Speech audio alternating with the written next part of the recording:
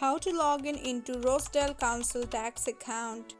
Hello everyone, welcome back to my channel How to Log In. Today on this tutorial video, I will show you guys how to log in into Rochdale Council tax account. It is a quite easy and simple process, so let's get right into the tutorial. Firstly, make sure that you have a stable internet connection on your device. After that, open any browser that is available on your device. For instance, I'll be using Safari application. Now search for the Rochdale Council tax login on the search bar. As you can see, I have already searched for it. After searching, different websites and links like this will be appeared on your screen, from which click on the first one that says My Account Council Tax and Benefits Services. Wait for a while and you will be directed to this page. Here you will see some sort of information that may be useful for you.